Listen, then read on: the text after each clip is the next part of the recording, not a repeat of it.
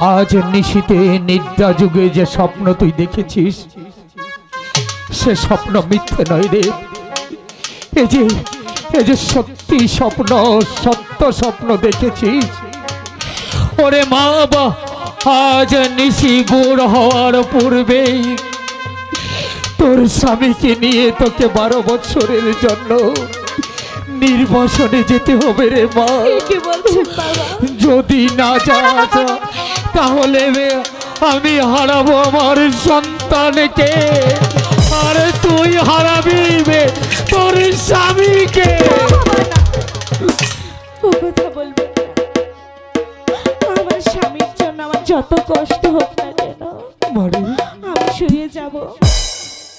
বলুন আমাকে কি করতে হবে? ওরে মা, আজ নিশি বুড়ো হওয়ার পূর্বেই তোকে 12 বছরের জন্য নির্বাসনে যেতে হবে। আমি জানি ওই 12টি বছর গহীন বনমাঝে কাটাতে তোর খুব কষ্ট হবে, কিন্তু কি করবো রে বাপ, এছাড়া যে কোনো উপায় নেই।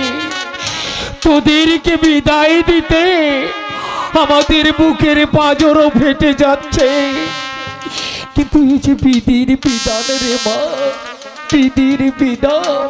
বাবা আপনারা দুজন আমাকে হাসি মুখে বিদায় দেন। আমি যেন আপনার সন্তানকে নিয়ে ওই বনমাঝে গিয়ে সুখী শান্তিতে বসবাস করতে পারি।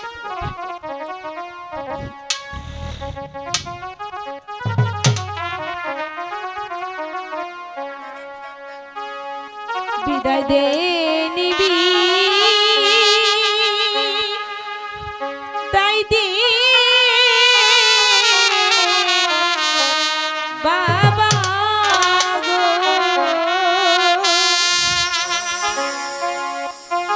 ওই আম্মা বিদায় দে না মারে গো আম্মা আম্মা আম্মা।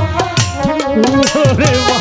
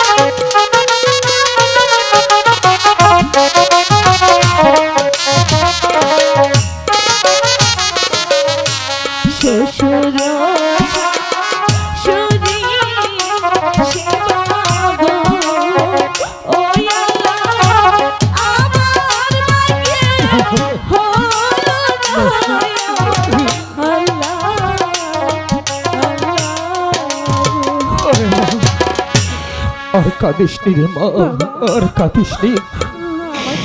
তাড়াতাড়ি বিদায় করে চোখের অস্ত্র যেমন আমার এখান থেকে চলে যেতে হবে। ঠিকই বলেছিস রে মা, ঠিকই বলেছিস। রাত প্রভাত হওয়ার পূর্বেই তোদেরকে বিদায় দিতে হবে। মানে তোকে বিদায় দিতে আমার বুকের পাঁজর গুলো ফেটে চৌচির হয়ে যাচ্ছে, তবু এ বুকে পাথর বেঁধে আমি তোদেরকে হাসি মুখে বিদায় দিচ্ছি রে মা, হাসি মুখে বিদায় দিচ্ছি।